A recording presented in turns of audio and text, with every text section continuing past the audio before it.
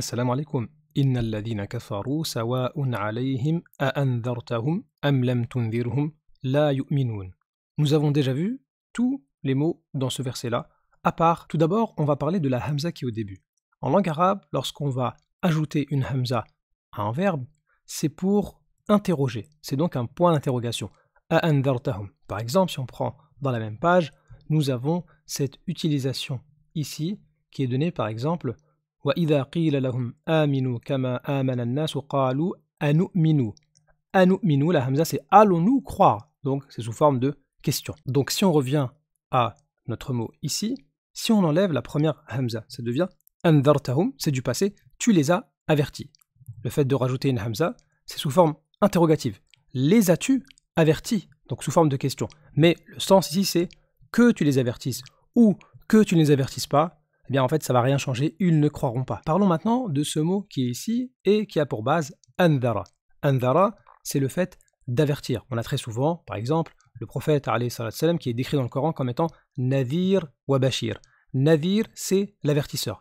Et Bashir, c'est celui qui annonce les bonnes nouvelles. Et le fait d'être un avertisseur Nadir et quelqu'un qui annonce les bonnes nouvelles, Bashir, ils sont très importants dans le Coran et on les retrouve tous les deux dès le début de Surat al-Baqarah avec Nadir qui a la même racine que Andartahum et Bashir. Si on tourne un petit peu la page, on va trouver Wa Bashiril ladina amanu. Bashir, c'est la même racine que Bashir, annoncer les bonnes nouvelles, et on voit que ici on parle du paradis. Et quand on prend le Coran dans l'ordre de Surat al-Baqarah, on voit que Allah Azza wa Jal a décidé de parler d'abord de l'avertissement, Nadir, avant de parler de la bonne nouvelle, Bashir. Revenons maintenant sur ce verbe-là, andara, qui est le fait d'avertir.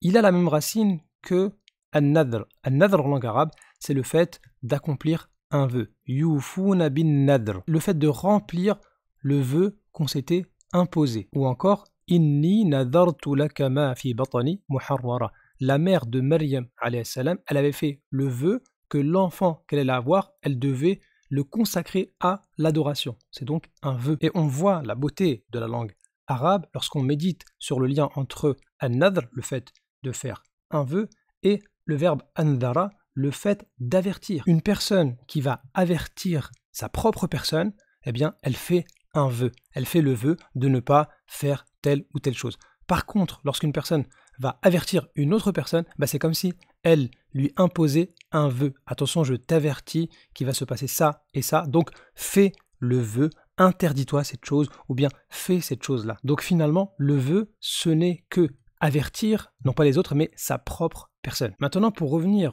au sens du verset, très certainement, ceux qui ont mécru, ça leur est égal que tu les avertisses ou que tu ne les avertisses pas. Le am ici, c'est pour dire ou bien, que tu les avertisses, ou lam, que tu ne les avertisses pas. Le lam ici, c'est une négation. Et donc, le premier avertissement cité dans le Coran concerne le fait de faire attention à ne pas faire partie de ceux qui vont kafaru, qui vont recouvrir la vérité, qui vont recouvrir les bienfaits d'Allah, recouvrir le fait que Allah, c'est ton créateur, recouvrir le fait que Allah, c'est le seul qui mérite l'adoration. Et donc, c'est cet avertissement-là qui est le plus important. Ce sont ces gens-là qui ont besoin de dialogue, qui ont besoin d'explication.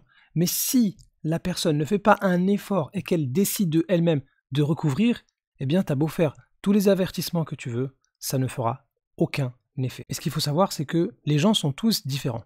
Il y a des gens pour qui l'avertissement, ça va faire un effet. Il y a des gens pour qui l'avertissement, ça ne fera aucun effet. Mais personne ne connaît le contenu des poitrines ni le futur que Allah Azza wa Jal, le Très-Haut. Donc ce qui est demandé aux croyants, c'est de dialoguer, c'est de discuter, c'est justement d'apporter les preuves. Et ce verset-là qui nous parle pour la première fois de l'avertissement, nous montre que l'avertisseur ne doit pas être déçu en cas de réponse défavorable, puisqu'il existe des gens qui décident de eux-mêmes de recouvrir la vérité. Et une personne qui refuse catégoriquement d'écouter, eh bien il n'y aura aucun effet sur cette personne-là.